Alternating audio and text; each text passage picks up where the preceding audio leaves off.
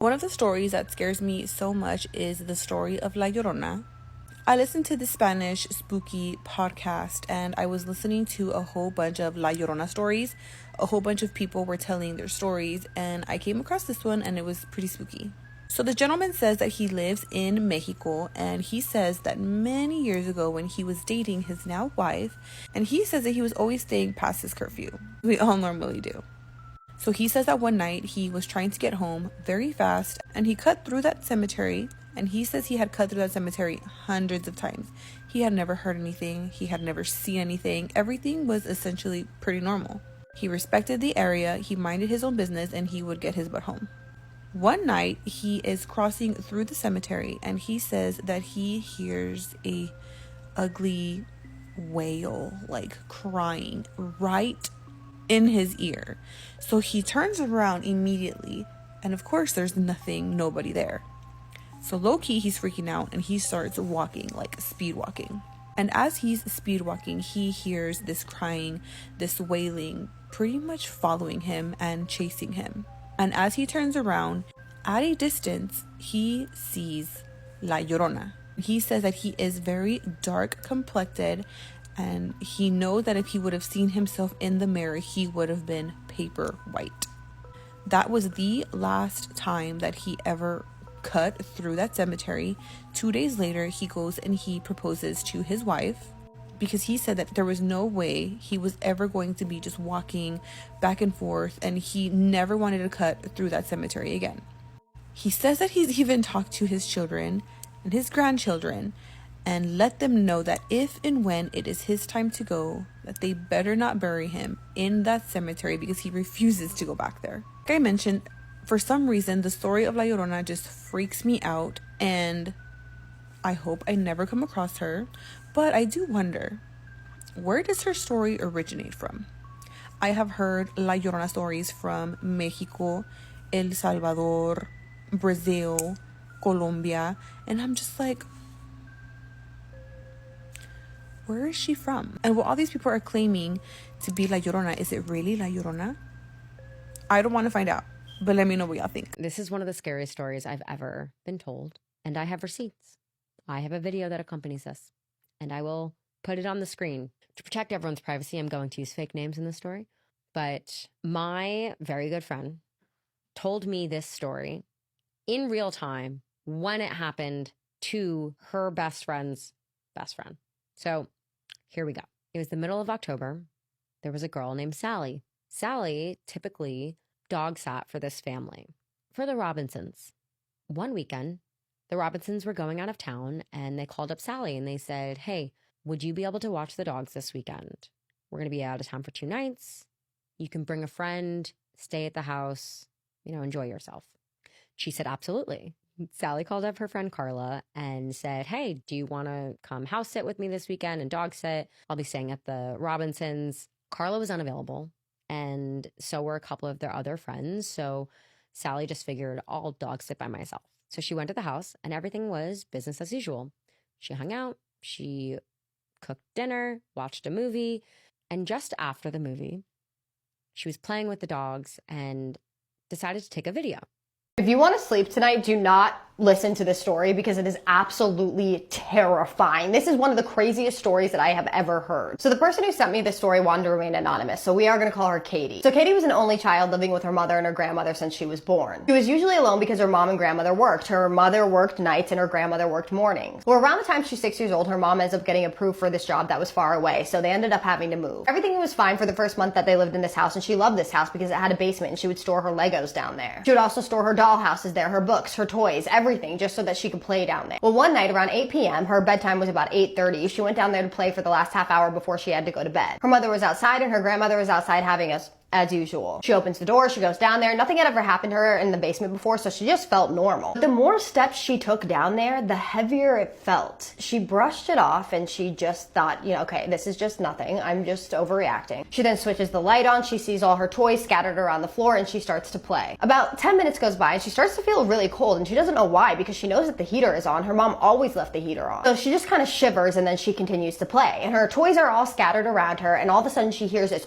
doosh. and her toy, her dollhouse toy, had slammed backwards against the wall. She screams and she snaps her head back and she lets out this shaky breath. She goes quiet for a minute before going back to playing, but it did not stop. One by one, her toys start slamming onto the ground. So she starts screaming and crying and she runs up the steps, and the only thing that is keeping her from falling backwards down the steps is her grip that she has on the side of the door. So she's holding the open door on the side of it, when suddenly the door just slams shut on her fingers. So now she is screaming and crying and starting to feel faint from the pain because she's standing there with her fingers stuck in the door. She said the slam was so powerful. Well, minutes later, her grandmother comes downstairs. I mean, not minutes later, that's crazy to have your finger slammed in a door for minutes. And her grandmother opens the door to her broken fingers, then rushes her to the hospital. She actually ends up having to stay in the hospital for a couple days. Well, she eventually gets sent home, but at this point, she is so traumatized that she begins to sleep with her mom again. Things weren't really bad, but she did start hearing whispering coming from the walls, and she would hear these light knocks on the walls and then the whispers. But it gets so much worse. So one night she goes to bed, she's laying in bed, and she realizes that the hall light just turns on, except for she's the only one awake. No one else is awake. Everybody is asleep in the house. So she's like, who just turned the hall light on? So for the time being, it's just these subtle things, these whispers and these knocks on the walls and lights being turned on. But one night she's sleeping with her mother when she's jolted awake because her mother grabbed her. So she wakes up and she's like kind of delirious at first, and then she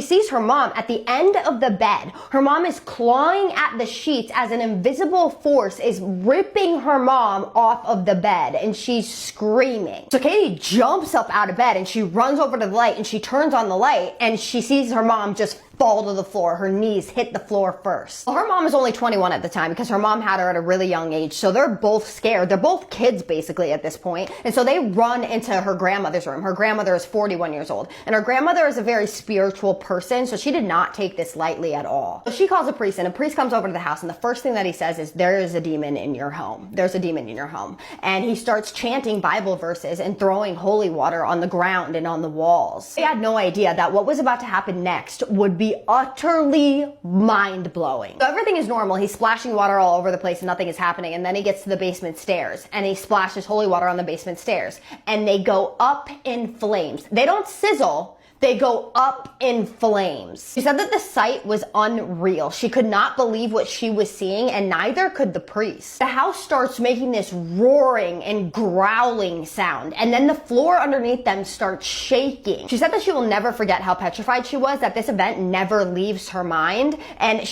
they all run out of the house at this point. And they all watched from the sidewalk as the flames engulfed the entire house. The fire department had to be called, and the burning of the house was so bad that they had to tear the house down. She says that she has no idea what was in that house, but whatever was in that house was evil. And her mom and her still talk about it to this day. It never fails to give them chills because of what they experienced. That is wild to me. A house going up in flames because of a demon? That is wild. I have never heard anything like that before. Was that on the news? That's a question I have. Is there like a news article of that house? She wanted to remain anonymous, so I won't be able to post the news article even if there is one. But I am going to ask her if there is one, if she's comfortable giving it to me. And if there is one, I will let you know whether there is one or not. But I take anonymity very seriously, so I will not be able to tell you or show you like the house. I won't be able to tell you about it or I'll be able to tell you about it, but I won't be able to show you it. This is very clearly demonic. I think it's crazy that the minute the priest stepped into the house that he was like, oh, there's a demon in here. It's crazy that this stuff happens. This stuff happens and we don't even know about it. Like, how crazy is that? How often is this shit happening to people and we don't know about it, is my question. If anything like this has ever happened to you, I need to know about this immediately. Email me, because this is so crazy to me. I mean, what do you guys think about this? What do you think that this was? I mean, obviously it was demonic, but what do you think started this? And it started with her, and it was able to break her fingers and rip her mom off the bed. I mean, it was able to harm them, and it did harm them. Very rarely do you hear of demons actually harming people unless they are possessed. They hurt. this little girl. Wild to me. Drop all your thoughts, opinions, and suggestions in the comments, but as always, please be respectful. And now I'm gonna do my favorite part, which is the shout outs. Jorman_Gander_mom2. I probably butchered that, I'm so sorry. You left such a nice comment. You said that you watch my spooky stories every single time you do like daunting tasks, like cook and stuff like that. And you also said that you sent me a story. So please email me again and tell me which story is yours, because I got a lot just like for the past few weeks. So I'm still going through all the stories and I want to make sure that I get yours, guys. If I don't get your stories, please email me again and just remind me, okay? And especially if I've told you that I was going to tell your story before and then I haven't yet, please remind me, because sometimes that happens and I totally forget. And there is one girl that I told I would tell her story, and it's DITE is her name, and I can't find her email. So if you're watching this, please email me again, because I did tell you I'd tell your story. But anyways, back to your shout out. So sorry about that. Thank you so much for everything. Thank you for being a part of my community. Thank you for sending me stories. Thank you for being kind in my comments and watching my videos while you do daunting tasks, because I do that too. I watch spooky stories while I do daunting tasks. I love spooky stories, and I need to cover more things besides just people sending me in stories. So I'll be doing that soon too. But thank you so much. And I just want to show you my appreciation and tell you that I love you. By the way, did you guys know that The Nightmare on Elm Street is based on a true story? I'm going to be talking about that for tomorrow for the video for the 30 Days of October. It's actually pretty wild. GMama5, you are awesome. Thank you so much for the comment that you left. It was so sincere and sweet. You said that I was a phenomenal storyteller, or a good storyteller. I love hearing that because I work so hard on these videos. I know I repeat myself when I say this all the time, but thank you so much. I appreciate that. I appreciate you being a new follower. I appreciate you being here and supporting me and commenting and pushing out my videos. I appreciate you being kind. My whole community is really kind, so welcome to it. I hope to see more of you. I hope to see more comments, and you are the best for that. You made my whole day when you said that, so thank you so much. I love you, girl. I'm trying to find products that will help my followers, and this is one of the best setting powders that you can use if you have menopause or oily skin or live in a warm climate and sweat a lot. Guys, you can literally, I'll show you in another video, you can dump water on this, spin it around, dump it out, and then 2 minutes later, use it. The water doesn't even seep through it. It just goes on top of it. It's like a science project. It's crazy. So if you struggle with sweating, menopause, or oil control, this is the best powder, and it is literally like $20. It's crazy. So I thought that I would tell you guys about this because someone has got to need this. It's really good. I'm going to drop it in the orange shopping cart below. My name is Kaisa, and I tell true scary stories on here every single night that you guys submit to me. So if you're into that, hit that follow button. I just need you to do 3 things for me. And one of those, keep sending me your scary stories. Have a safe night. And what's the third one? Say it with me. Have a spooky night. Love you guys. Can we show them the older homestead? Yeah, let's go. As you know. No, it's not. No, it's not.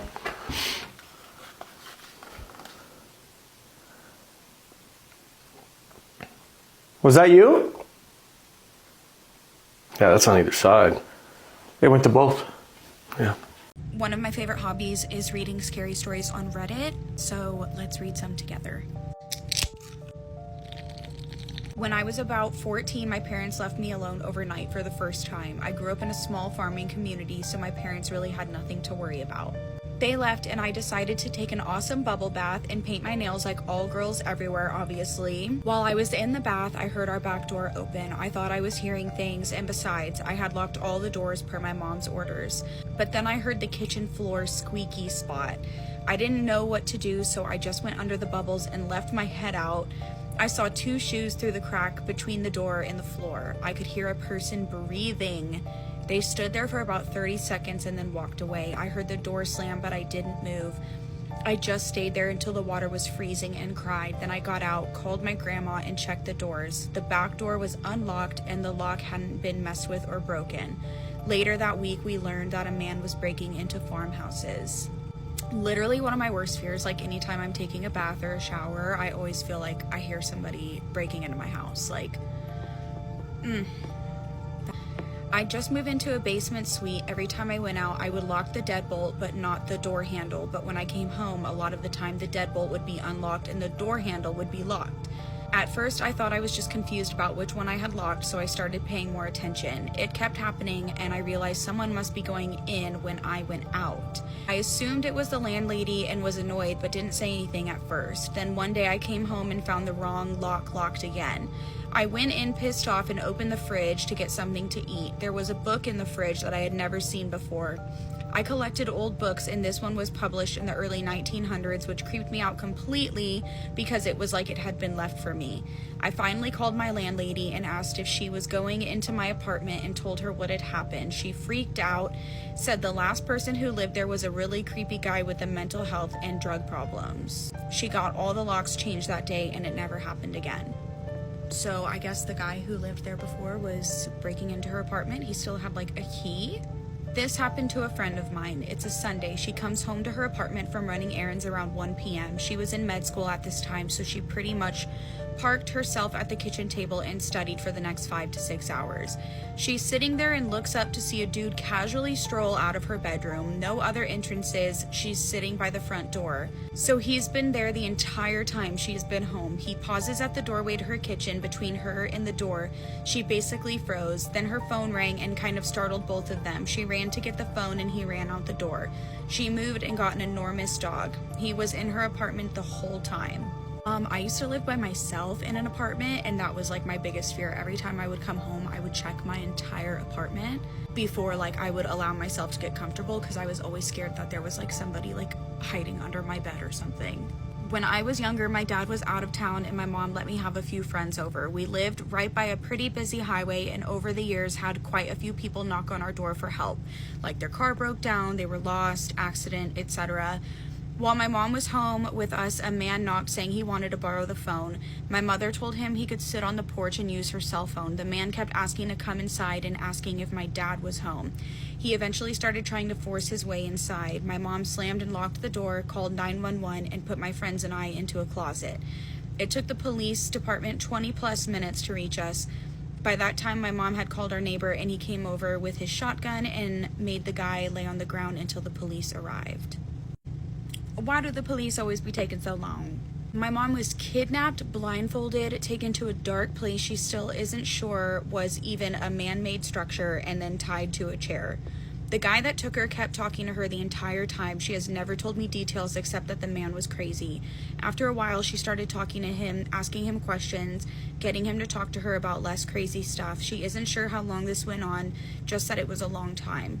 After quite some time, the man, whom she never saw directly or recognized the voice of, told her, "I don't know why, but I need to let you go." My guess is that she humanized herself enough to him so that he couldn't go through with whatever it was he had initially kidnapped her for. He loaded her back up into the car, dropped her off, still blindfolded, at a convenience store up the road from where she lived, told her to count to 1,000 before taking the blindfold off, then he left. After she got home and told her parents, they didn't believe her and thought she was making it up so that she wouldn't get in trouble for being out too late. I've always thought that, like, if I was kidnapped or something, I would try to, like, humanize myself. I think I saw that on an episode of, like, Grey's Anatomy or something. I'm sharing the story outside for a reason, because this is still a very active brujeria case, and whatever's going on with this family is not over yet.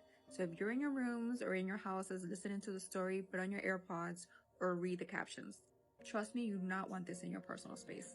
My coworker and her husband lives on her grandmother's land. It is a large compound surrounded by a bunch of different families. They have aunts and uncles, cousins, nephews, all living on the same land. Everything was perfectly fine until last summer when everything changed. They ended up going to Puerto Rico on vacation. While they were in Puerto Rico, his cousin and younger brother decided to go visit a voodoo shop. Right after visiting the voodoo shop, his cousin ends up falling off a pier and breaking his leg. Once they flew back home, that same cousin ended up being unalived in a car accident. That would just be the beginning. Once they were home, the whole atmosphere of the home completely changed. They felt like they were being watched at all times. They would hear footsteps. They would hear scratching noises behind the wall. They would hear growling. The Alexa would just like randomly go off on its own without anyone touching it. The lights would flicker. It was almost like something was trying to get inside from the outside. Then one day they came home and their porch was completely covered in flies. It wasn't just a couple black flies, it was hundreds covering the whole front porch. Then one night, my coworker ends up waking up. She looks outside and she sees a man standing there wearing an old farmer's hat, just like looking at the house, almost like eerily trying to make his way inside. Then everyone started to get extremely sick after that. All of their cars broke down, their AC stopped working. They had multiple chickens on the property that all died. Their dogs and cats started to die one by one. It was almost like they couldn't escape whatever this was. Then their husband found a dice placed right in front of their home with a 5-pointed star facing upwards. Her coworker ended up praying over her husband's hands before she touched like the dice, but she believes that this is all a sign and that it's all connected.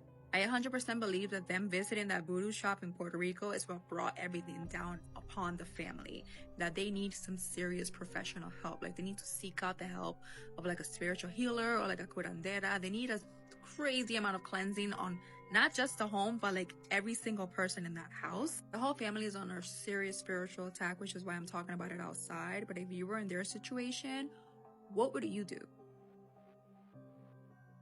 He dropped all of his belongings in the middle of an airport and then ran out and was never seen again. This is the story of Lars Matank, and it is still baffling investigators and the internet 10 years later. Lars lived in Germany, and a few of him and his guy friends went on a trip to Bulgaria as like a guy's trip. His friend said the entire time that Lars was acting very normal, nothing out of the ordinary. They were just having a lot of fun. On the last night of their vacation, they were out at a bar watching the football game, and apparently Lars got into a big disagreement with some other locals there and got into a fight outside of the bar.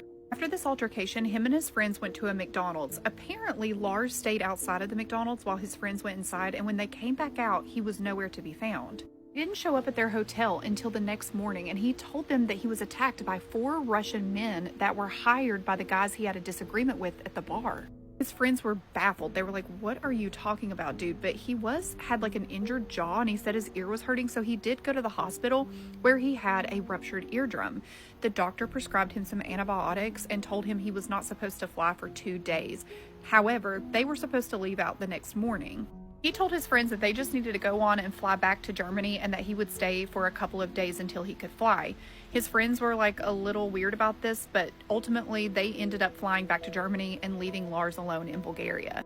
This is when Lars' behavior changed drastically. He checked into a small hotel near the airport, and according to hotel security footage, he was acting very paranoid. He was pacing the halls. He was ducking in and out of elevators. He apparently called his mom and whispered, "They're following me," and was telling her that these Russian men were after him and that she needed to cancel all of his credit cards, his debit cards, and get him a flight back to Germany immediately. She agreed to get him a flight back under one condition, that he be seen by airport medical staff before he gets on the plane.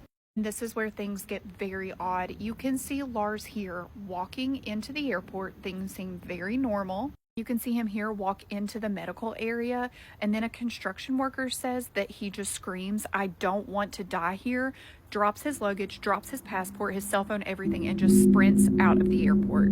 He runs out of the airport, runs out of the parking lot, and then you can see him jump over a fence and just run out into a field, and he is never seen again after this. They search endlessly for Lars, but he is not seen on any CCTV footage. He is not reported by witnesses. I mean, they cannot find him. It's almost as if he vanished into thin air. Now, there's a few theories about his strange behavior. He could have had a head injury that he sustained in the fight after the bar, which could cause him to act bizarre. He could have had a mental illness like schizophrenia, but there is never any evidence of him having a mental illness before. And his friend said he was acting totally fine up until that point of the trip. People have also questioned that maybe the antibiotics could have had a negative effect on him, causing him to act bizarre. But then there's also the theory that everything Lars was saying was actually true, and there were Russian people that were hired to get him. However, none of this explains how he just vanished, how he has not been found. Not his body, not his clothes, no video evidence of him after this. Like, he just vanished into thin air. Let me know what you think about this in the comments, what your theories are, if there's any new theories that have developed that maybe I haven't caught on to yet. I would love to know your thoughts, and if you want more stories like this, then just follow along. What the fuck was that? Bro! What's going on around you? I don't know. I'm frozen. I am frozen. Did the window Sean. break? What if the eyes watching you in the dark belong to something that shouldn't even exist? Huh. Now we're getting into it, bitch. So we are on day 5 of my paranormal experiences, okay? And tomorrow's I'm so excited about. I am so excited about tomorrow's, bro. But anyway, we're gonna get through today. So this one isn't as scary, but still makes me think twice when I have to take my dogs outside at night, okay? So this happened to me 2 years ago. I was home alone, and of course my dog had to go outside. So I had to take my dog outside, and it's almost like midnight, okay? And keep in mind, I live on, a good amount of land in the sticks where there's no street lights, okay? So it is dark out here, y'all. It is dark. So I let my dog out. I had my phone light in one hand and my machete in the other, because, bitch, I don't fucking play, okay? I am prepared at all times. I always get creeped out in the dark. Like, the dark doesn't scare me. Like, I don't sleep with the nightlight on, but being outside kind of rubs me the wrong way. Even though my dog is super protective over me, so I know he'd fucking, beat anyone's ass that he needed to in order to protect his mama. I'm pretty sure it was fall, because there were leaves everywhere, and I would hear rustling.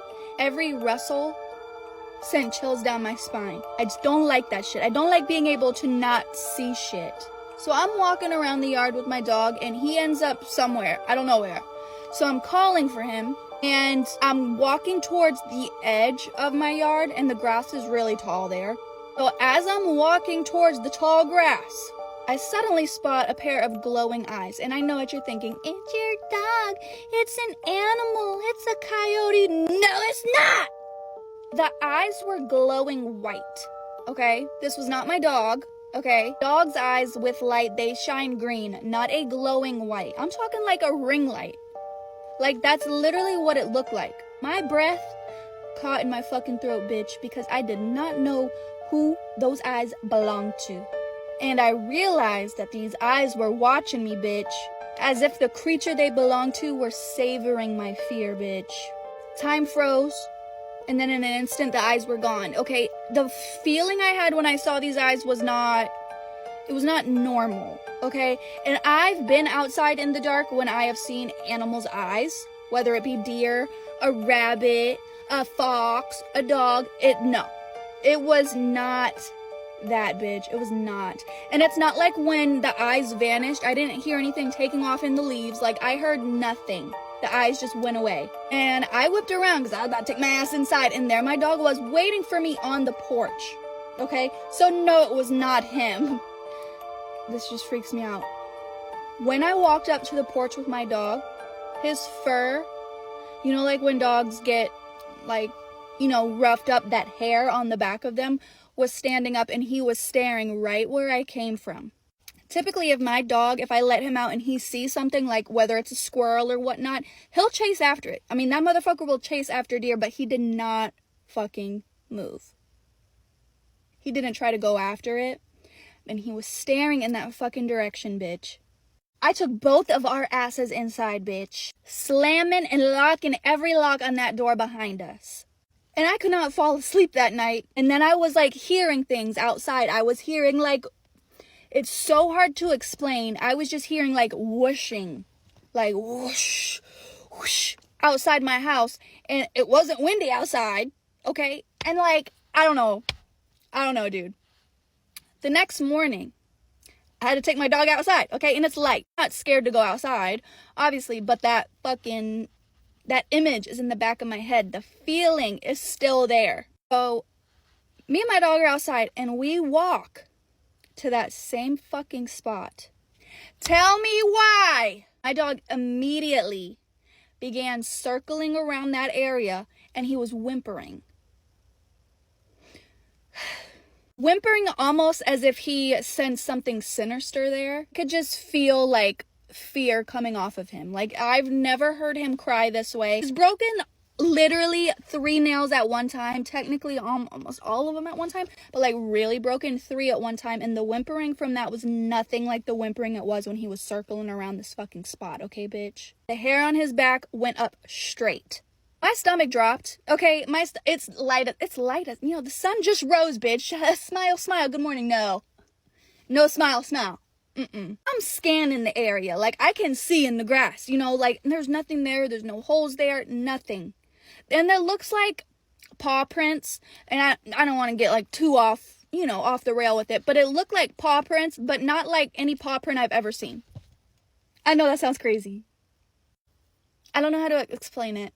I don't know. I'll try to see if I could find a similar print. Y'all tell me. Okay, but I have heard these stories about, what, skinwalkers and shit. Like, what is it, Wendigo? Bitch. I know the motherfuckers are out there. Now, was it trying to get me 2 years ago? I don't know, bitch. But something ain't right. So now, when my husband's on shift and I have to let both of our dogs out at night, not only do I carry a phone light in my hand and a machete, okay, but I got these motherfuckers right in the cornea, bitch. And sometimes I carry the occasional baseball bat, golf club, you name it. You know, I have all my options just in case I gotta, like, swing with every fucking limb in me, bitch. I am just prepared, okay? And not only do I got one dog protecting my ass, I got two. But when they act scared, bitch, there is no hope for me. My dog is scared of something, there's no hope for me. That motherfucker will growl, bark, bite anything that tries to attack me, okay? He is so protective over me, so if he's scared, I'm shitting my pants. So when I, like, got my light, bitch, I don't just shine it all over my yard. Did you just fucking see that? Did you just see that flash? Bitch. I know y'all saw that, right? I saw. What the fuck was that? And bitch, what? I know y'all saw that shit. Ah! Ah! Whatever those eyes were, I don't know what the fuck they belong to, okay? And I tried to read up on, like, the Wendigo and skinwalkers, and obviously, like, skinwalkers are what, in Arizona? Utah? I don't know.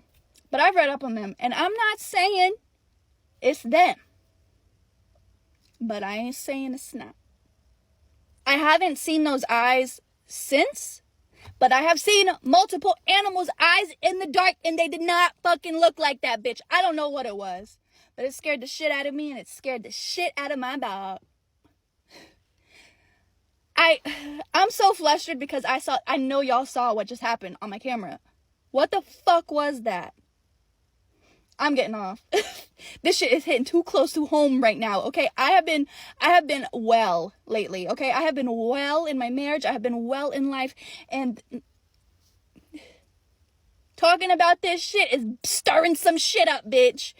But tomorrow, bitch, I might go on live and talk about this one because it's going to be long. And I feel like if I do tomorrow's story, it's going to have to be in 2 parts. No, should I tell it on live or should I just do 2 parts? Like, would you rather watch it on live or would you rather have 2 parts to watch? Y'all let me know down below. And if you know what those eyes belong to or what you think those eyes belong to, please let me know. And if you say animal, I'm blocking you. Because it will... I can't wait to watch this shit back and watch what just happened on my phone. And if I'm getting off. Anyway, join me tomorrow. I think I'm just going to continue telling these stories, even though I probably shouldn't, you know, because...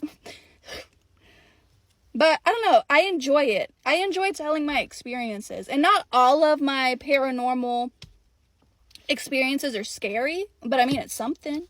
It's something to talk about, especially when oh gosh, I have so many stories we could branch off into. So let me know if you want a 2-part or if you want me to go on live. And also, if you guys have paranormal experiences that you want me to share for you, comment, message me, because I would love to do this. I don't know. Anyway, I'm getting off because it's starting to get dark outside. You know what happens in the dark. Anyway, I will see you guys tomorrow. Let me know what you want. Love you. Bye, guys.